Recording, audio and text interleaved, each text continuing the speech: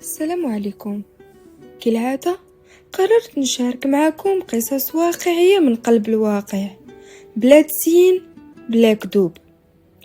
كان يا مكان وما يحلى الكلام إلا بذكر الحبيب عليه الصلاة والسلام.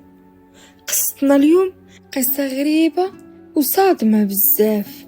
كتاب قديم معروض في متحف بريطانيا وغلافه مصنوع من جلد إنسان حقيقي، ماشي أي إنسان، ولكن قاتل مشهور اللي تعدم قدام الآلاف. والقصة اللي غرقت باسم جريمة الحظيرة الحمراء، واللي حتى اليوم باغي كتجذب آلاف الزوار. باش نفهموا هاد القصة خاصنا نرجعوا للقرن 19. بريطانيا ديك الوقت كانت عايشة في العصر الجورجي، عصر التناقضات، تطور صناعي كبير، ولكن تاني حياة ريفية عامرة أسرار وفضائح. والناس كانوا عندهم هوس بالجريمة لدرجة أن المحاكمات العلنية كانت بحال مسرحيات شعبية. في هذا الجو وقعت جريمة هزت المجتمع البريطاني بالكامل. ويليام كورد كان شاب من عائلة مزارعين عندها الفلوس، ولكن هو شخصيا ما كانش محبوب. كان مشهور بالمشاكل، بالنصب، وحتى بالسرقة الصغيرة. ماريا مارتين بنت زوينة من القرية نفسها، ولكن حياتها ما كانتش مثالية. كانت عندها علاقات سابقة وحتى ولد غير شرعي. هادشي خلاها معرضة للفضيحة في المجتمع المحافظ. هاد العلاقة السرية بيناتهم كانت غير متوازنة. ويليام كان كيوعدها بالزواج، ولكن كان كيسعى غير يغطي على الفضيحة. سنة 1827 ويليام قال لماريا غادي نتلاقاو في الحظيرة الحمراء، ومن تما نهربو ونتزوجو في سرية. ماريا صدقاتو ومشات باش تبدا حياة جديدة، ولكن الحقيقة كانت كمين.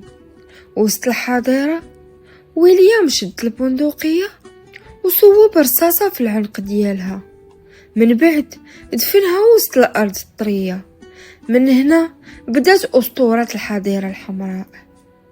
باش يغطي على الجريمة ديالو ويليام هرب لندن، ولكن ما وقفش هنا.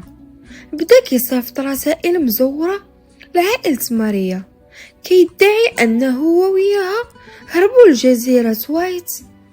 والرسائل كانت مقنعة وخلى العائلة تصبر مدة طويلة. عام تقريبا من بعد، زوجة الأب ديال ماريا شافت حلم غريب. شافت ماريا مقتولة ومدمرة في الحظيرة الحمراء. هاد الرؤية كانت النقطة اللي حركت العائلة. مشاو قلبوا وسط الحظيرة، والصدمة الكبيرة لقاو الرفات ديالها مطمورة في التراب. ويليام تشد وتقدم للمحاكمة في 1828. القاعة كانت عامرة بالناس، الصحافة كانت كتغطي دقيقة بدقيقة، كتب كاملة تكتبات وتباع في الأسواق عن القضية. ويليام حاول يكذب وقال ماريا يمكن قتلت راسها، ولكن تحت الضغط اعترف.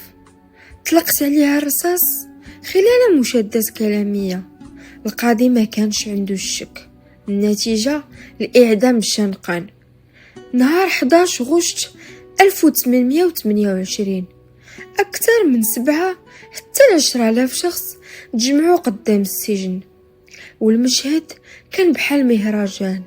الغناء والرقص، الباعة كيبيعوا الأكل، والناس كيشريو حتى قطع صغيرة من الحبل اللي تشنق به ويليام كتذكار. الزحام كان قوي لدرجة أن السلطات اضطروا يهدموا جزء من سور السجن باش يقدروا يخرجوا ويليام للمنصة. من بعد ما تشنق داروا عملية تشريح علني. هادشي كان عادي في داك العصر.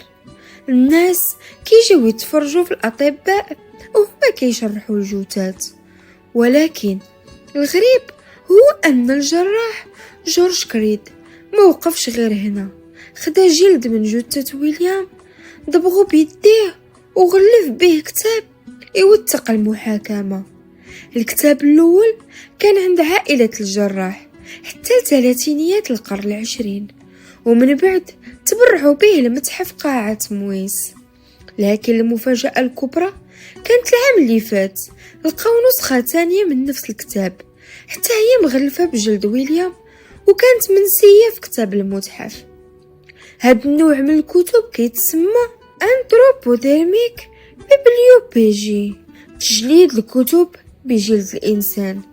هو نادر بزاف وباقي منه أمثلة قليلة في العالم. ومع ويليام كورد الجثة ديالو ما بقاتش جثة، الدم ديالو توزع للتجارب الطبية، العظام ديالو تعرضت في المدارس الطبية، وجهو داروا ليه قناع موت باقي معروض حتى لدابا.